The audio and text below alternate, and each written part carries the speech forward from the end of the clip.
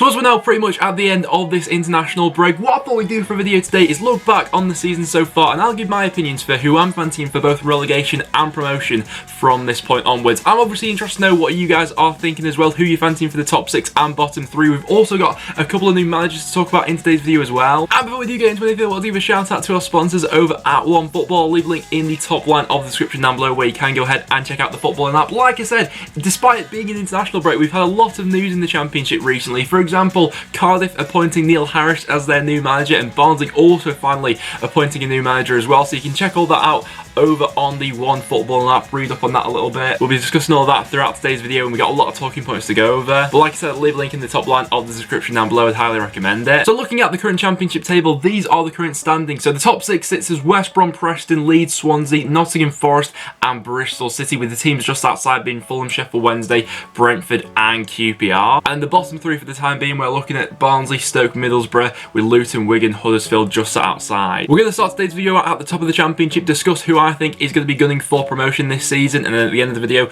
we'll be talking about the bottom 3. So interestingly enough, with the bookmakers at this point in time, as you can see on screen there, that is who they are fancying for promotion. So still the favourites to be going up are Leeds United. In second we got West Brom, then the top 6 we've got Fulham, Preston, Swansea and Brentford. So a few interesting shouts in there. Just missing out, the bookmakers have got Forest, Bristol City, Sheffield Wednesday, QPR and Cardiff. And then the bottom 3 they've gone for are Barnsley, Luton and Middlesbrough, but we'll get to that a little bit later. So for me personally, I find it interesting that the bookmakers have still got Leeds as the favourites to be winning the league, because for me personally, from what I've seen so far, 16 games into this season, I know it's an obvious statement with West Brom sat top, but they are for me by far and large the best team in the Championship, and I would be quite surprised if West Brom weren't to be going up in first, if I was honest. I think that in terms of consistency, the depth and quality that they've actually got in that squad with a fantastic manager like Slaven Bilic, for me West Brom have to be the favourites from this point onwards. Although saying that, the next 4 fixtures do look very interesting and could be quite decisive to see how West Brom get in some of these. So the next 4 fixtures, they're coming up against Sheffield Wednesday, Bristol City, Preston North End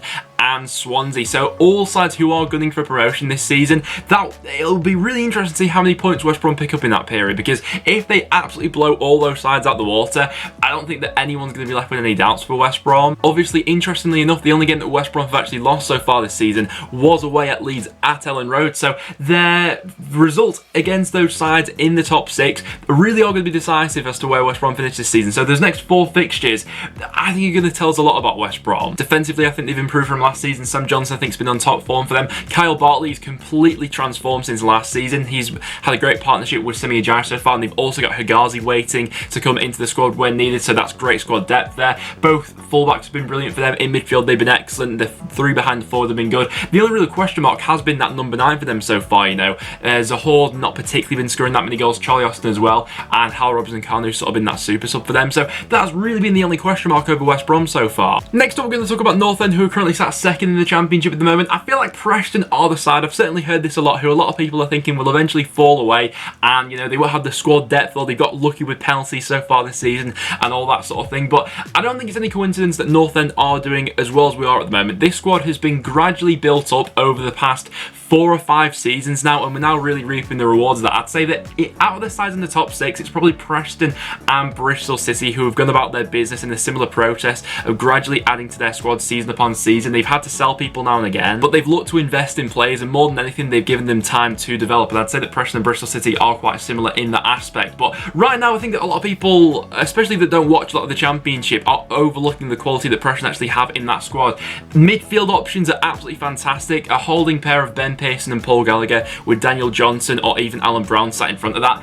For me, that's one of the best midfields in the league, certainly in the top 6. And then when you add to that the form of people like Tom Barkhuizen, who's having the season of his life so far with more goal contributions than ever before. Shonny Maguire, who I think's found a new lease of life playing out on that left-hand side. Josh Harrop and Billy Bowden, when they are fit, which let's face it, isn't very much these days, have both had massive impacts on us when they are fit. And then looking at us defensively, the partnership between Patrick Bauer this season and Ben Davies has been absolutely fantastic. It's no surprise surprise to me to see so many Premier League clubs currently sniffing around Ben Davies, one of the best ball-playing centre-backs in the Championship. I do think the span of our squad is very strong, and I would say that we do have a decent amount of squad depth. I think we must have one of the biggest squads in the Championship. And quite similar to West Brom, actually, I'd say that Preston's next 5 fixtures are going to be quite decisive, actually, because the Championship's so tight at the moment, things can change week to week. So next up for Preston, we've got Derby away and Hull away. Away from home, those 2 games will both be quite a big test for us. After that, we got home against West Brom. We're then away at QPR, which will be another test, and then we're home to Fulham. So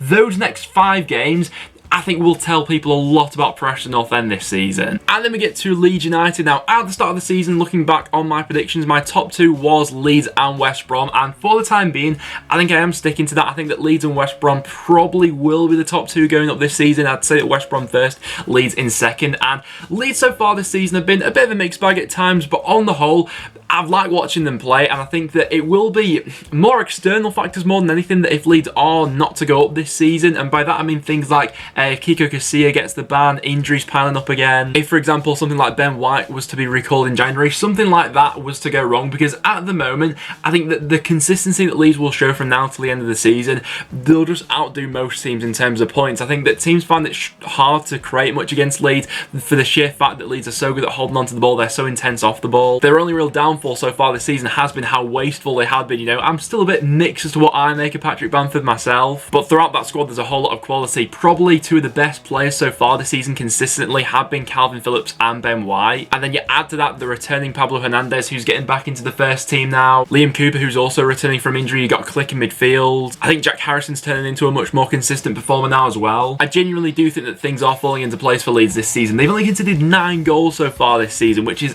by far the best defensive record in the league so far. Bielsa ball is in full swing with Leeds this season, and I think that they'll carry to pick up the momentum as the season does go on. And if I had to call it now, I would say West Brom and Leeds is my top 2. Nottingham Forest for me, I think a fully fit Nottingham Forest squad over an entire season does make the top 6. Now, at the start of the season, I was a little bit sceptical about them. There was a lot of chopping and changing over Nottingham Forest over the past few years in terms of managers, the player turnover and stuff like that, and I thought that coming into this season, it would be too much change too quick. You know, I wasn't sure about Lamucci and a couple of the transfers that they had made, but everything's really settled in for Nottingham Forest so far this season. I think that one thing that Forest have been guilty of, and maybe a little bit this season, especially in previous seasons, I think a couple of other Championship clubs are similar, is slipping up in some of the more, you know, easy games, the games you'd associate Nottingham Forest for winning. I certainly think that's one thing that held them back from last season. You know, they got way too many draws. I think on the whole they have sorted that out this season. We saw a bit of a blip from them when they lost back-to-back games against Wigan and then Hull City. Then they've recently put that to bed with back-to-back wins against Luton and then Derby County. I think that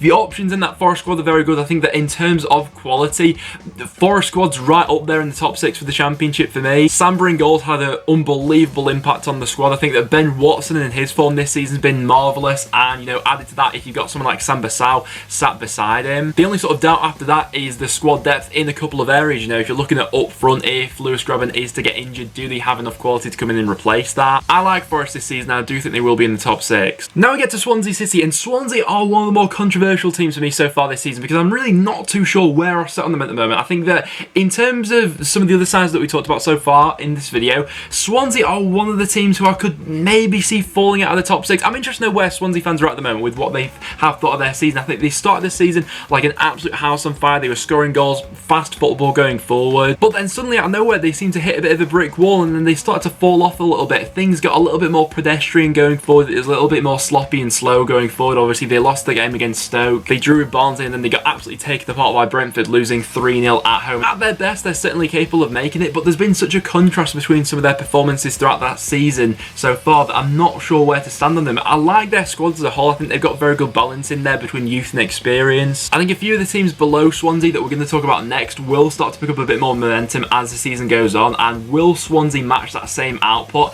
I don't know. I'm really mixed as to what I've made of them so far. Swansea fans, let me know down below. Do you think you'll make it into the top 6 this season? Next up, we then got Bristol City, and considering the injuries that Bristol City have had so far this season, I think they've done very well to be currently sitting in the top 6, and with them gradually getting these players back to full fitness now, I do think that Bristol City have a really strong case for making the top 6 this season. We spoke about them when we were talking about North End for a little bit, but like I said, quite similar to North End, this squad with Bristol City has been gradually built up over the past 4 or so seasons, and they're now really reaping the rewards of that. I think they are one of the most consistent teams in the Championship. Week in, week out, you pretty much know know what you're going to get from Bristol City. The only sort of maybe thing that may hold them back a little bit, I think that Daniel Bentley is currently in the top 5 Championship goalkeepers for saves made this season, which is a testament to how good Bentley's been, but it also shows us that Bristol City at times do leave themselves a little bit exposed at the back. They are one of the sides who has faced the most amount of shots so far this season in the Championship. I think like quite a lot of other sides, they'll probably be going after another forward option in the January transfer window, but if they manage to avoid another injury crisis, Bristol City are looking quite strong for the top 6, I think. And then we move on to Fulham. Now with Fulham, they've been a bit of an interesting case so far this season. I would say that, you know, there's no excuses for Scott Parker really. Looking at their squad, Mitrovic is a Premier League striker. He's far too good for the Championship. They've got 2 of the best wide options in the league in Cavallero and Anthony Knockaert. An unbelievable midfield which is tipped off by Tom Kearney, and a relatively steady defence. Overall, there is no excuses not to be guiding that Fulham side into the top 6, and they currently sit outside it. I think that one thing playing into Scott Parker's hands at the moment is how close this league is. You know, there's really not a lot in it. You know, they're only 5 points off the top 2. But if that gap between the top 6 and Fulham is allowed to get any bigger, I can't see Scott Parker having that much longer left in the job. There are literally no excuses not to be able to get that team into the top 6. It should be in the top 2. I think that maybe that inexperience of Parker is going to be the only thing that does let Fulham down, because they're a tricky side to call at the moment. We have seen real flashes of brilliance at times, but I don't think we've seen that enough from them so far. Sheffield Wednesday have probably been considered as one of the outsiders for the top 6 at the moment. I think they've been going consistently well under Gary Monk so far this season, but probably what's going to have the largest bearing on their season is what the verdict is from the EFL with this whole financial situation going on around the club at the moment. I did a video last week on that situation, so feel free to go and check that out for my thoughts on it. Brentford are a team who I think a few people might be sleeping on, you know. I think they might just creep into the top 6 and come out of absolutely nowhere. On form at the moment, they're absolutely fantastic. They've won 4 out of their last 5 matches. Defensively, they've been absolutely brilliant this season. Janssen at the back's had a real influence on them, and Brentford are a team who I might see sneaking in there. If someone like Fulham doesn't sort out their act, then we may see someone else slipping out of the top 6. Brentford are that side who I think could snap it up. But those are some of the sides who have the most realistic chances of making it into the top 6 at the moment. We'll go through the rest of the Championship in quick fire. So QPR up next. I think the thing that's going to hold QPR back is going to be their defensive issues. They've conceded 30 goals so far this season. They're only side in the EFL to yet to keep a clean sheet, which is absolutely bonkers, and it's a shame because they're a brilliant side going forward. Charlton have fallen off a little bit lately. They've only won 1 of their last 5 matches, but getting Lyle Taylor back in the first team will be important for them. But I think that on the whole, as a first season back in the Championship, I think they've got a lot to be proud of so far. Hull City recently had a brilliant run of form, winning 3 games on the bounce, and they've definitely got the people going forward to cause an upset this season. They had one part of last season when they rose up the Championship and came out of nowhere, and they could do the same this season and catch a few people off guard. Birmingham, I think, are going to have a fairly consistent mid-table season this time around. There's a couple tweaks in their squad which I think they need to make, but under Pep Clotet, we've seen real instances of them playing some brilliant football so far this season. Cardiff City, now they have appointed Neil Harris after the departure of Neil Warnock. Cardiff fans, let me know down below, will this be the right appointment? Honestly, I'm not sure about this one. Obviously, they've gone fairly like for like getting Neil Harrison, who's sort of, I don't know, is he a younger version of Neil Warnock maybe? It's certainly not, you know, a massive difference in the brand of football. But after how things ended at Millwall, I'm a little bit mixed on that one. Speaking of Millwall, I think they're in for a relatively solid season under Gary Rowett. I think that he's going to look to put his authority on that side. I think that that will, in the long run, turn out to be a good appointment for them. Derby, I think, is still sorting themselves out for this season. We'll wait and find out the impact that Wayne Rooney can have on that squad. Blackburn Rovers are having a little bit underwhelmed by so far. After spending a little bit of money in the summer and looking at their squad, I certainly think that they're capable of doing a lot better. Currently sitting 18th in the Championship. I don't think they'll go down, but if this form continues, they're sort of just meandering into nothing this season. And then we get to the sides who are looking like they'll be battling it out at the bottom of the table this season. So if we go back to the bookies odds, these are who they have as the current favourites for relegation. So starting out at Reading, they do have Charlton in there, which surprised me a little bit. But Reading, I think, will be fine this season. I think that looking at their squad from the start of the season, I was quite surprised that they got themselves into this situation in the first place. But Mark Bowen so far, they are maybe having a bit of a new manager bounce and everything like that. But I think that what they're showing, they're capable of more than this relegation battle. Charlton, I don't think he'll be down there. I think they'll pick their form back up. Stoke are an interesting one because obviously that last win before the international break, absolutely massive for them. And they did look good going forward in that one, putting 4 goals past Barnsley. Looking at their next 6 fixtures, I think they've got some quite winnable games coming up, and I think that those next 6 games will be quite decisive actually. Huddersfield and Danny Cowley so far, I think, have shown enough consistency that they will be able to avoid the drop this season. Had a bit of a dodgy game before the international break against Preston, but on the whole, I've been impressed. And then we get to the bookmakers' final 4, and these are the 4 sides at the moment who I would be a little bit worried about. Wigan Athletic at the moment, I wonder, has Paul Cook taken this squad as far as he can, really? Are they going to have another mad season of being awful away from home and relying on their home form?